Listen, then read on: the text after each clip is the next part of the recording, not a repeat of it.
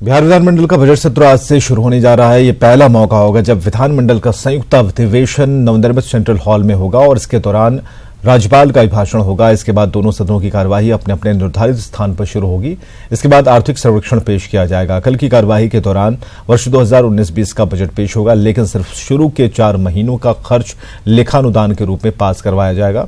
बाद में जब मानसून सत्र जुलाई में शुरू होगा तब पूरा बजट पास करवाया जाएगा और इसी दौरान बजट पर विभागवार बहस भी करवाई जाएगी। सत्र के दौरान जहां विपक्ष ने बिहार में लॉ एंड ऑर्डर समेत कई मुद्दों पर सरकार को घेरने की तैयारी की है, वहीं सत्ता पक्ष भी विपक्ष की हर चुनौती का जवाब देने को तैयार है।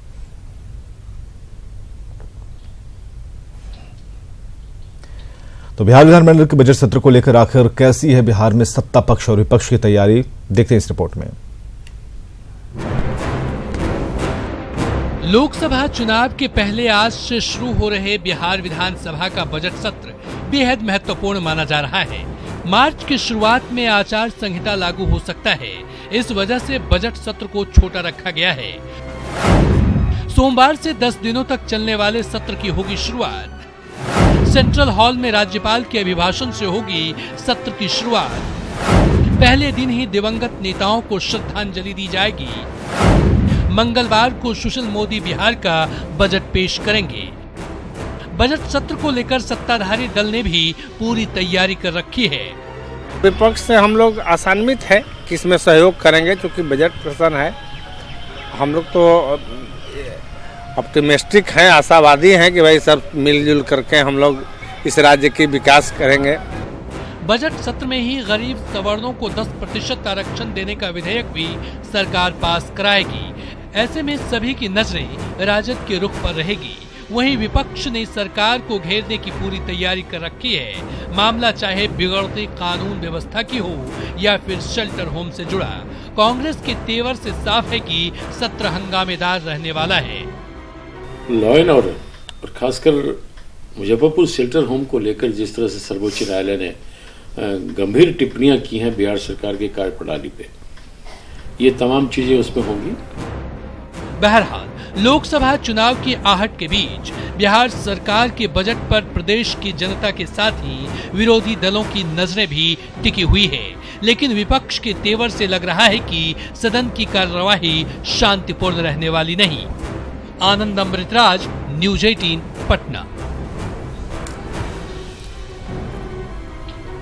तो विधानसभा सत्र पर पक्ष और विपक्ष की ओर से बयानबाजी भी जारी है। सत्ता पक्ष जहां विपक्ष को मुद्दाविहीन बता रहा है, विपक्ष सरकार की नाकामियों को सदन के जरिए लोगों के सामने लाने की कोशिश में है।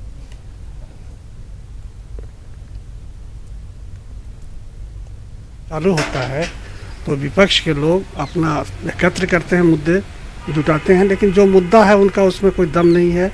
विधानसभा शांतिपूर्वक चलेगा ऐसी आशा है और जो भी प्रश्न आएंगे उनके जवाब दिए जाएंगे। प्रत्येक साल जो है बजट सत्र लगभग 1 महीना चला करता था, लेकिन इस बार छोटा किया गया है। चुनाव के कारण या तो अपनी जो है खामियों के कारण, कमजोरी के कारण सरकार ने छोटा बजट लाया है इस बार। और हम लोग जो है विपक्ष के नाते मजबूती से हम लोग अपने बातों को रखेंगे, आवाम की बातों को रखेंगे। जनता के हित में जो काम नहीं हो रहा है उसका आवाज़ उठाने का काम करेंगे। सदन हमेशा हम लोग चाहते हैं कि सदन बढ़िया से चले, लेकिन चलाने में जो है सक्षम नहीं है सरकार, इसलिए आवाम के बातों को उठाने के लिए हम लोग ईंट से ईंट बजाने का काम करेंगे।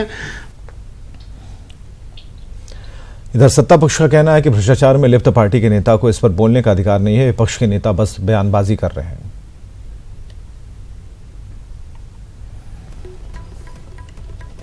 अनेकों उदाहरण है जो बताने की आवश्यकता नहीं है। बिहार से लेकर देश तक के आज सुरक्षा के विषय पर उनके क्या कहने हैं। तो सुशासन के राज्य में जीरो टॉलरेंस पे ये सरकार काम कर रही है। जहां भी जिस प्रकार की कुछ घटनाएं घटती है तुरंत अंजाम लेकर परिणाम तक पहुंचने का काम ये सरकार करती है। आज सदन के अंतर्गत विपक्ष में अगर मांदा है, दम है, तो सदन के कार्रवाई के अंतर्गत चलने दे और जो भी विषय है जो संचालन नियमावली के अंतर्गत आते हैं उन विषयों को लेकर सदन के सभी वाकयों को फेस करने का काम करे।